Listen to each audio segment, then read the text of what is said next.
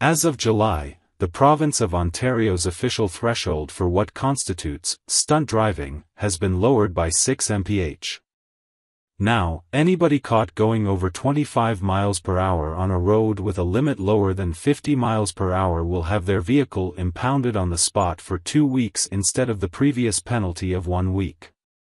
This is the perfect time, then, to test the new 503 horsepower 2021 BMW M4 Competition, a car that can hit 60 miles per hour in 3.8 seconds and quickly dash well into the triple digits without batting an eye.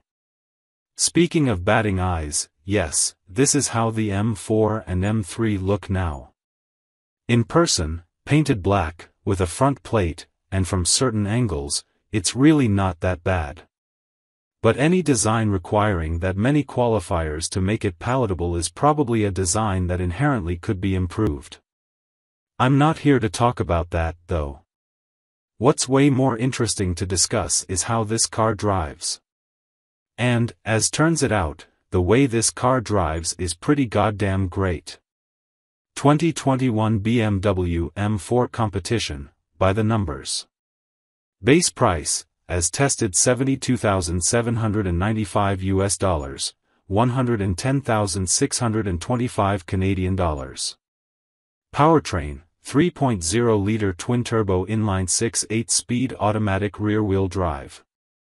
Power, 503 at 6,250 rpm.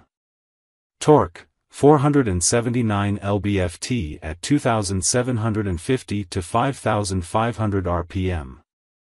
0 to 60 miles per hour, 3.8 seconds. Top speed, 155 miles per hour, 180 miles per hour with M Performance package. Seating capacity, 4.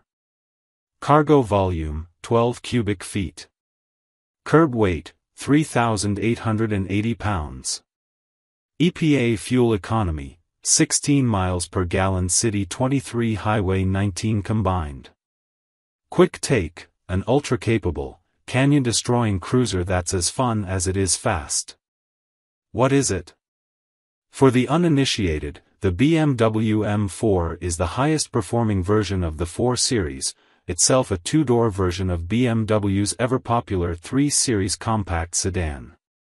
Spiritual ancestors include the legendary E30 M3 that was born in the mid-80s, the bigger E36 M3 that came in the 90s, the beloved E46 M3 that arrived shortly after the turn of the millennium, the V8-powered, Obama-era 92 M3, and, finally, the F82 M4, this car's direct predecessor and the first to call itself an M4, instead of M3 Coupe. At least until the inevitable CSL/GTS/CS versions come along, this rear-drive competition spec M4 is the most potent M4 you can get, featuring 30 more HP than the regular M model and an 8-speed automatic gearbox instead of the non-comp 6-speed manual. Natural rivals include the Mercedes-AMG C63S Coupe, a car that's tipped to reinvent itself as a 4-cylinder hybrid soon, as well as the Audi RS5. Powered by the company's new S58 twin-turbo straight-six first seen in the X3 and X4M crossovers, the M4 Comp pairs the motor with expertly calibrated launch control that's able to deliver prodigious straight-line pace. It's verifiably and undeniable a very fast car, but drag racing isn't really something I'd posit as the M4 Comp's raison d'etre, especially in an era of sub-2-second EVs and performance SUVs from BMW's own catalog, which can get up to speed sooner still. Variable ratio steering is quick to respond, extremely accurate, and allows you to explore this car's frankly ridiculous high-speed grip without feeling overly heavy, even in sport mode. Everything sits on a stiffened chassis and adaptive M suspension, both of which taste fluidly unflappable. They make hypothetical adventures well into Ontario's new definition of stunt driving feel like the M4 Competition is simply drumming its fingers. The 503 horses and 479 pound-feet of torque are a lot but never seem to even come close to overwhelming the rocksteady M4 Comp.